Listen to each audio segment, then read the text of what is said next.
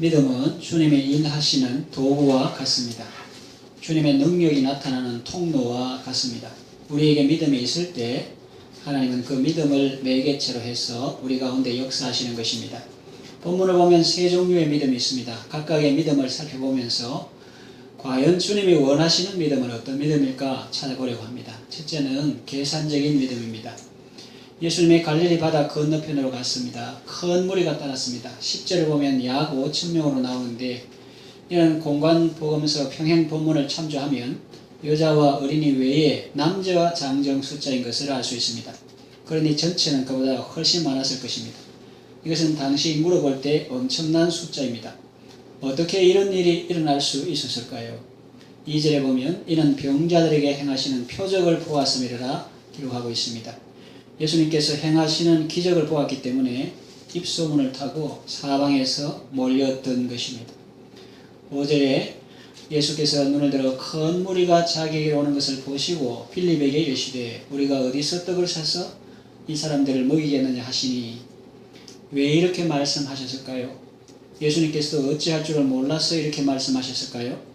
감당할 수 없을 정도로 당시 고대 문헌을 보면 그 지역에 사는 사람들이 얼마 안 되는데 그보다 더 많은 사람이 따라다녔으니까 정말 놀라운 일이죠. 다른 지역에서도 사람들이 많이 왔다는 걸 알 수 있습니다. 그렇게 사람들이 감당할 수 없을 정도로 몰려와서 그랬을까요? 이유가 무엇일까요? 6절에 보면 이렇게 말씀하시면 친히 어떻게 하실지를 아시고 빌립을 시험하고자 하심이라 했습니다. 그러니 몰라서 물으신 것이 아니죠.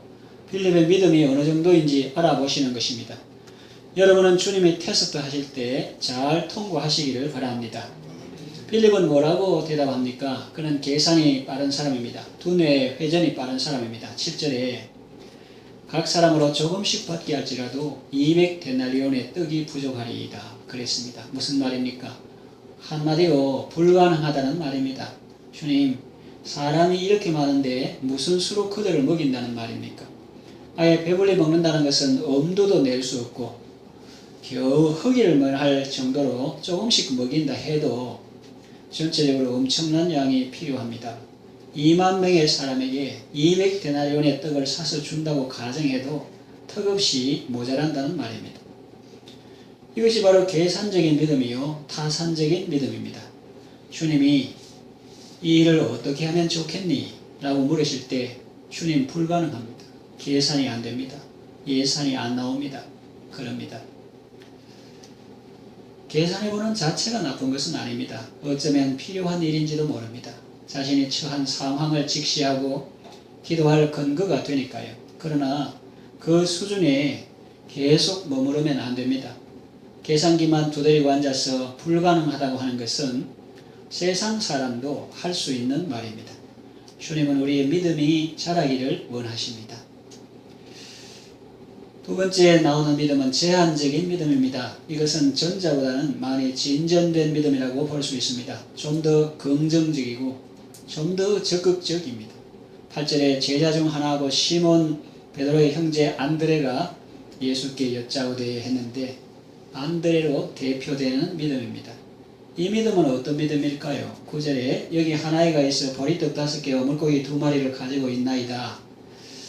보면 없는 것을 말하지 않고 있는 것을 말합니다. 뭔가 할 수 있다는 가능성을 말합니다. 그러나 이 믿음의 약점은 제한을 두고 있다는 것입니다. 9절 후반절을 보면 그러나 그것이 이 많은 사람에게 얼마나 되겠사옵나이까 그럽니다. 주님, 저도 주님을 믿습니다. 선생님의 능력을 익히 알고 있습니다. 기적을 베푸시는 분이시라는 것도 잘 압니다. 그러나 그것도 어느 정도 아니겠습니까? 몇백 명이라면 또 몰라. 이렇게 많은 사람을 어찌다 먹이시겠습니까? 그런 말입니다. 이것도 믿음이라면 믿음이겠지만 주님이 원하시는 믿음은 아닙니다. 자, 그렇다면 주님이 원하시는 믿음은 어떤 믿음일까요? 셋째, 온전한 믿음입니다.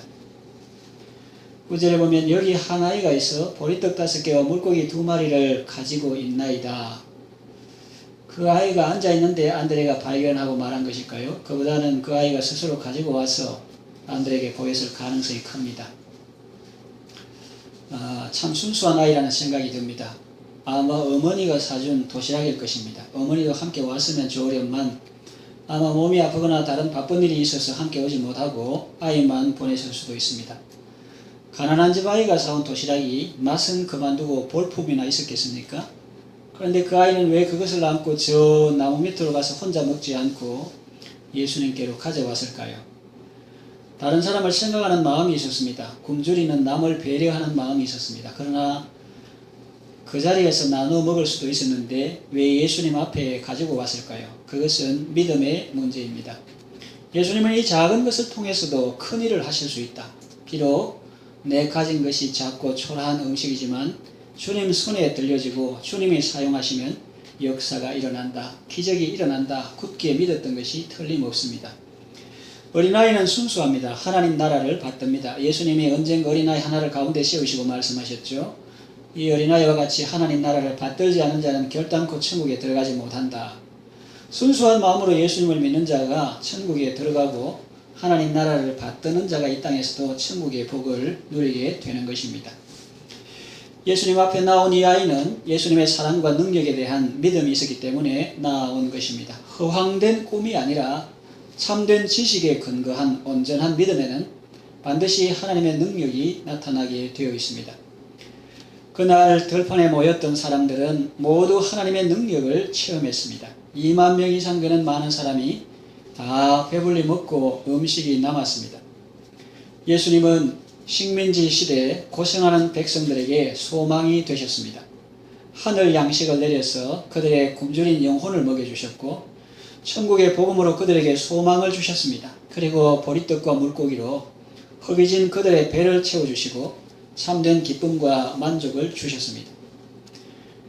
이제 말씀을 정리 요약합니다. 해변서 무리를 먹이신 주님은 오늘도 갈급한 우리의 심령을 채워주시는 분이신 줄 믿으시기 바랍니다. 지금 여러분이 머물고 계신 자리는 어떤 곳입니까? 베세다의 들판입니까? 인가가 없는 빈 들판이라도 괜찮습니다. 해가 저물어도 괜찮습니다. 내가 가진 것이 작고 보잘것없어도 괜찮습니다. 주님만 계시면 충분합니다. 그분은 창조자요 전능자이십니다. 어린아이의 믿음, 순수한 믿음. 주님이 원하시면 무엇이든지 다 이루실 수 있다는 믿음이 필요합니다. 주님이 원하시는 믿음으로 주님을 기쁘시게 하고 주님의 생명 사역에 귀하게 쓰임받는 성도 되시기를 바랍니다.